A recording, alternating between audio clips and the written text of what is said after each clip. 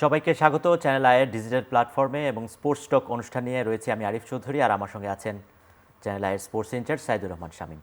শামীম ভাই, এবার কিন্তু বিশ্বকাপের বছর, অর্থাৎ 2026 ফিফা ওয়ার্ল্ড কাপ জুনেই শুরু হবে এবং সেটি নিয়ে 3 মাস বা 4 মাস আগে থেকেই কিন্তু এক ধরনের গুঞ্জন, অনিশ্চয়তা শুরু হয়েছে বা রেষারেষি, মারামারি, এ ধরনের কিছু মন্তব্য।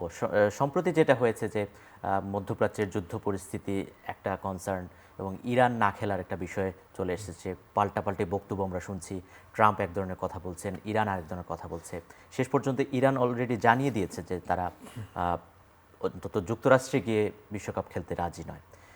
সব মিলিয়ে বিশ্বকাপের কি পরিস্থিতি আপনার কাছে বিরাজমান? আচ্ছা, আপনি তো বললেন বিশ্বকাপের বছর। বিশ্বকাপ সারা বছরই হয়, ক্রিকেট হয়, ফুটবল হয়, হকি হয়, কিন্তু অ্যাকচুয়ালি বিশ্বকাপ বলতে আমরা যেটা বুঝি বা সারা দুনিয়া যেটা বোঝে সেটা হলো বিশ্বকাপ ফুটবল, এবং সেটা 4 বছর পর পর হয়। এবার হচ্ছে জুনের 11 তারিখে শুরু হবে।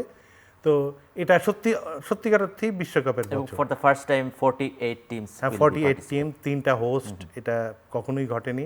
তো সবাই খুব অধীর আগ্রহে অপেক্ষা করছে এই গ্রেটেস্ট শো অন আর্থ কবে শুরু হবে। তো এটা নিয়ে, এবং আরও একটা মজার বিষয় যেটা বিশ্বকাপের বাছাই পর্ব কিন্তু এখনো শেষ হয়নি। মানে 8টা দল এখনো বাকি আছে, তারা প্লে অফের মাধ্যমে আসবে। আশা করা যায় এপ্রিল মে মাসের মধ্যে এটা শেষ হয়ে যাবে। তো এর পাশাপাশি যেটা হচ্ছে যে এই যে এখন মধ্যপ্রাচ্যে যে চলমান যুদ্ধ, এটা কিন্তু বিশ্বকাপকে এফেক্ট করছে এখনই করছে সে কথা বলবো না, যে ঘটনাটা ঘটছে, মানে ইসরায়েল যুক্তরাষ্ট্রের আক্রমণ ইরানের প্রতি, এবং একটা যুদ্ধ অবস্থা বিরাজ করছে।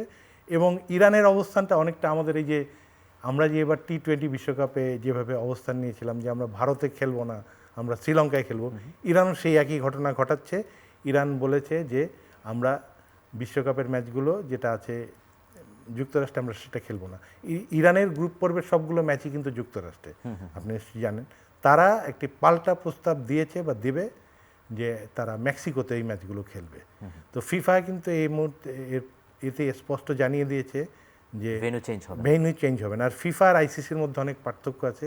ফিফা অত্যন্ত স্ট্রং পজিশনে থাকে, পৃথিবীর যত বড় দেশই হোক তাকে ফিফার আইনকে তার অনুসরণ করতে। আমার কাছে মনে হচ্ছে 1 মাস আগে T20 বিশ্বকাপে বাংলাদেশের যে হ্যাঁ, এই একদম একই অবস্থা, আমরা ভারতের মাঠে খেলবো না, শ্রীলঙ্কার মাঠে খেলবো, এই অবস্থা।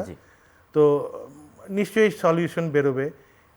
ইরান একবার বলা হয়েছিল যে ইরান বিশ্বকাপ বর্জন করবে, কিন্তু তাদের ক্রীড়ামন্ত্রী জানিয়ে দিয়েছেন তাদের বিশ্বকাপ বর্জন করার কোনো ইচ্ছা নাই, তবে তারা ভেন্যুটাকে পরিবর্তন করতে চায়।